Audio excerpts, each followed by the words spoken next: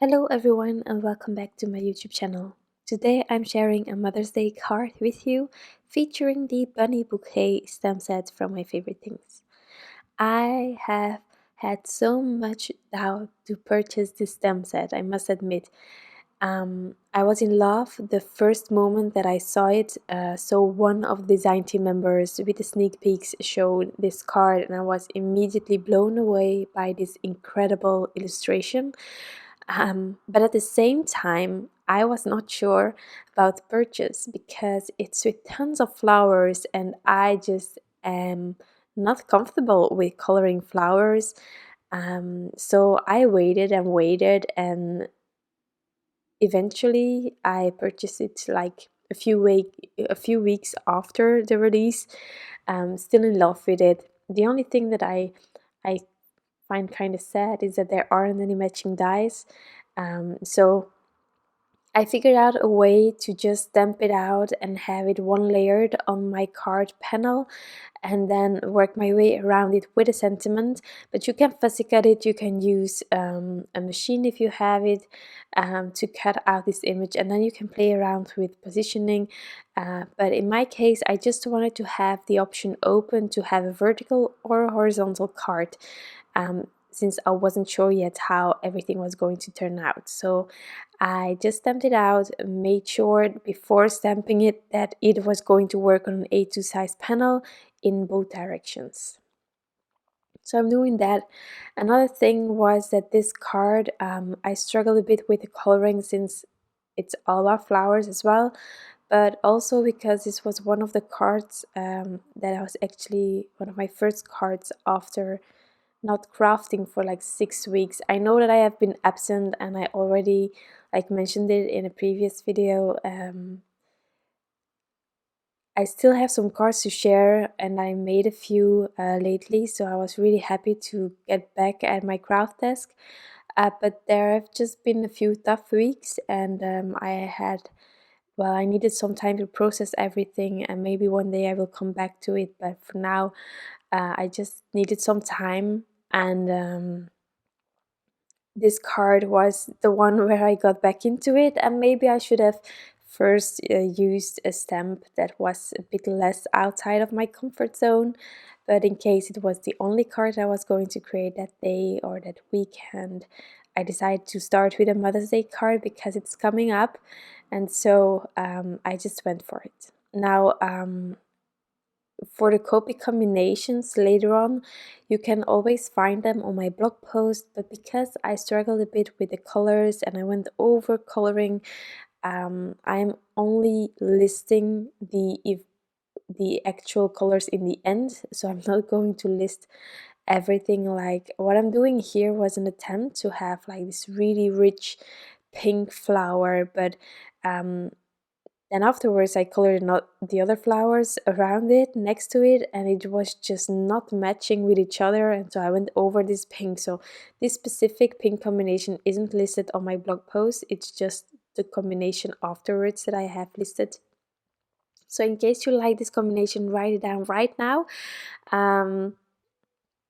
because I will not be showcasing this combination specifically on my blog post. Okay, so I started with the flowers, with the leaves.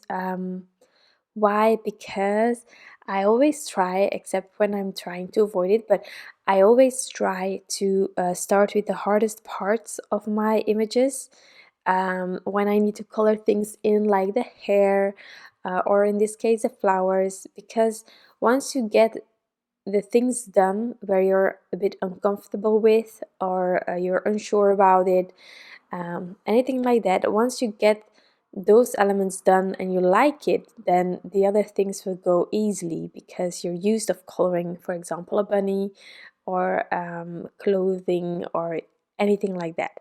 So I started with the hardest part. I'm glad I did, because if I wasn't going over everything, then I think I would have thrown this piece away. So yeah. Color combinations.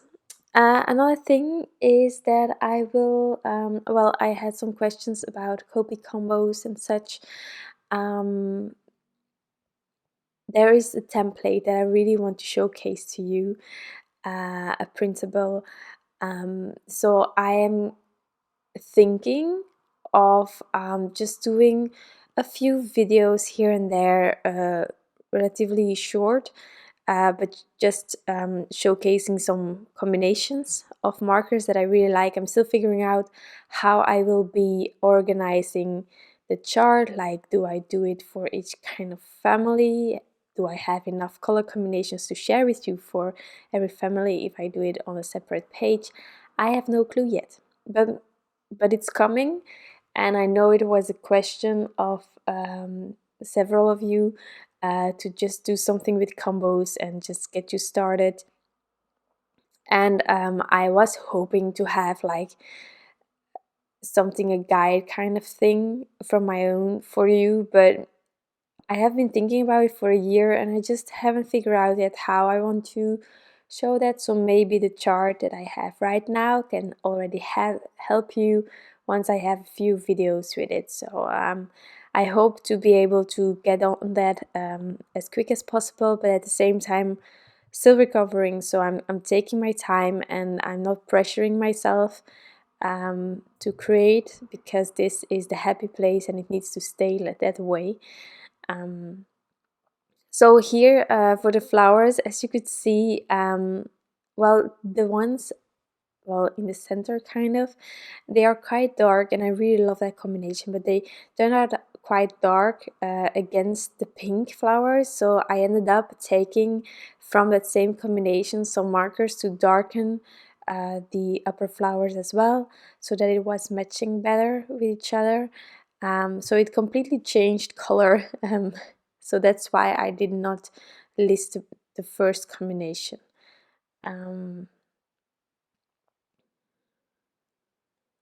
Like that. And I actually really like how it turned out, but it wasn't my intention. So, well, sometimes good things happen because you need to fix mistakes or things that aren't working for you. But I must admit that I really want to give that bright pink a shot as well. I just don't know when yet. So for the coloring, in case you're new here, I color from darkest marker towards my lightest, and I add at least 2 layers, sometimes more. It depends whether it's needed or not. But it's all up to you how you color. You can also do another way around. You can start with your lightest color if you want to and build up from there. That's also perfectly fine. It's all about having fun and enjoying the process. I must admit that here with the flowers, for me personally, it was a struggle. It was less enjoying, but the cards I made afterwards, I made, I think, 2 more around the same period. Really simple cards. And I hope to be able to do the editing and the voiceover and the blog as quick as possible, but creating those other cards was already giving me back my happiness from before, so that was really nice. Here I decided to add like a yellow accent as well. Of course you can go red. I really wanted to do red, but then I was afraid about the red with the pink and the purple, and I really didn't want to stretch the idea of having to fix things again, or so I just built it up. I started really light and then I thought, well, I need a bit more contrast, so I added another yellow marker. Also, if you notice in the end that it's just not working, just add something. If you think that there isn't enough contrast, just take a marker darker. I know that normally I start with the darkest marker, but I start with the marker which I am intended to say is the darkest one, but of course it can change. You just need to fix and adapt from time to time. And here I took the yellow 38 to help me get it a bit more present, all of the colors, and a bit more contrast. I also have some other other ideas with this stamp set, but I think just because of the flowers and the struggles that I had with this card, that I'm going to postpone a bit creating those other cards. But I will do it in the future because I am trying to get more use out of my stamps. So here I went for a really like mossy green vibe for the leaves, and then I love this combination. It's yellow green 99 95, but then I thought that my current combo for the other leaves where I started with was just a tiny bit too light or bright as well to go with the flowers and stuff. So I actually took the yellow green 95 and went over the leaves as well, just to give it a bit more that mossy kind of vibe as well, or that olive kind of vibe. But here it didn't completely cover all of the base colors, so I just kept all of the markers in the combination on my blog post. But I think it helps, or it helped to add this color on top. I don't know what you think, of course, but yeah. For my flowers below, I decided to go again with the purple. In the end, it's what keeps me comfortable, although I was already outside of my comfort zone. But just having colors return is a way where you can make sure that things are going to match. So that was also the reason why I decided after the yellow and redoing the first pink to go with that purple again. But this time I tried like to have these colors in different um, well tints of purple. Like the first one is the really dark one, and I just colored a few of them like that, and then I left out the darkest marker and I went on with the rest. And so I sort of created a bit of a mix there. Really subtle, not too much, but a mix.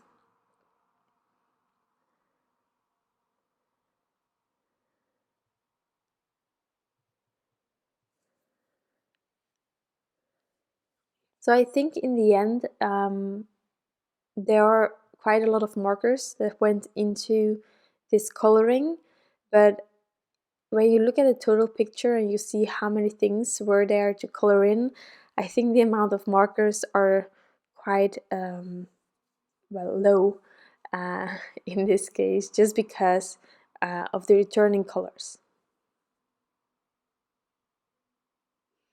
And then for these lightest flowers, I really needed to make sure to have still enough contrast, because at my first go at it, I just found that the flowers were a bit too light. They were just too different from the other flowers around them. So I went over it again to really darken the center a bit more and to work my way through all of the coloring like that. Now once I have colored all of the leaves, and it's really easy to forget one here and there because there is tons of things happening, I went for the bunny, really adorable. The bow I'm doing at the same, well, in the same color as I did some of the leaves. Those leaves I found kind of vibing like eucalyptus. So I went for the blue, and I think it works great with the pinkish purplish color as well. Next on the bunny, I started quite light actually, and again I took another marker with my second layer to have a bit more contrast. Sometimes it is just not enough, and you just add that extra marker if you can. So I started with E15, then I worked my way to E33, E30, and I was just not seeing a real big difference between the E15 E33. So I ended up taking E37 as well to help me give it a bit more contrast, because those flowers were really contrasty. Like the purple was kind of dark and then my bunny was so light. So here the E37 really helped me bring that bunny more in front, in my opinion. So I did that, and I just worked my way again from the darkest towards my lightest color.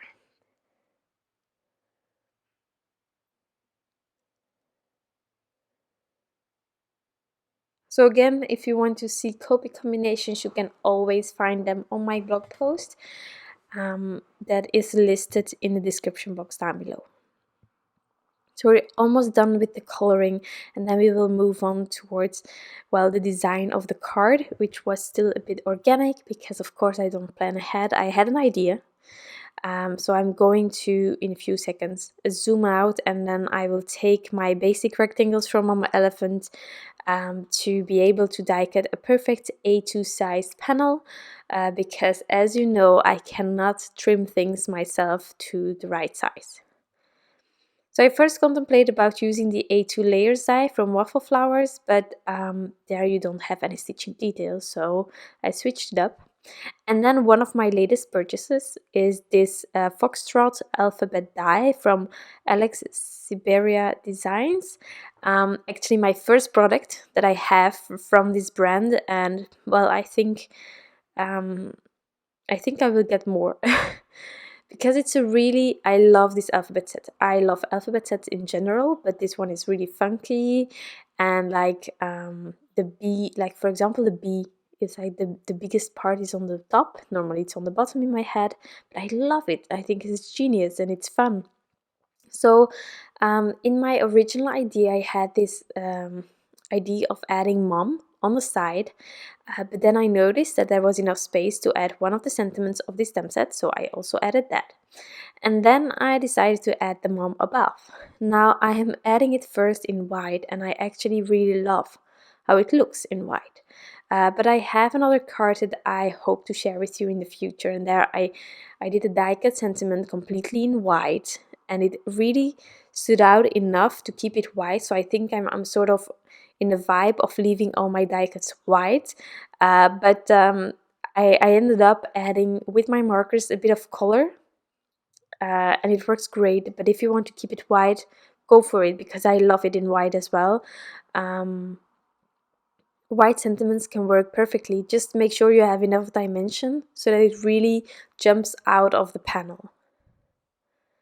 So I just have mom, really simple, but I thought this image was so cute to use it for a Mother's Day card. You don't need to use one of the sentiments in the stem set, but this one I think it works actually. So yeah.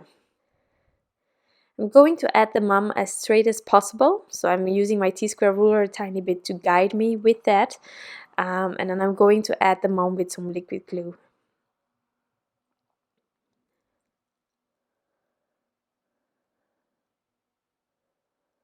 So I'm just taking my time to do that. Also really handy to have some tweezers here, because it's a really delicate alphabet die set, and that's just easy to add liquid glue and then just put it on top of the panel.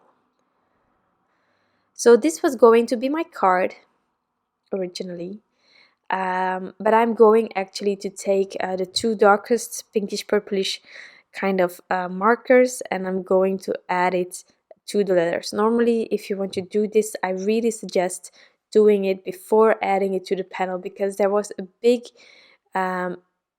possibility that I was going to mess my whole panel up by just going for a few seconds next to the letters instead of on top of it. So it was really daunting, and I was really afraid of ruining it. So normally if I want to do a gradient with my markers on the letters, then I do it ahead of time, and then I only adhere it afterwards to the panel to just make sure that I'm not ruining the panel.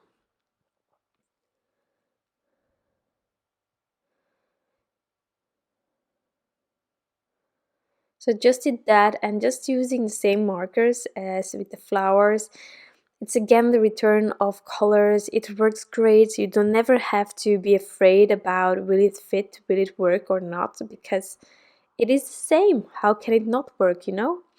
So next I am going to add this panel to a card base, and then this card is going to be finished. You can add some embellishments if you want to. I contemplated about it, but I love the simplicity of the sentiment, and then this big image that has tons of colors to grab the attention.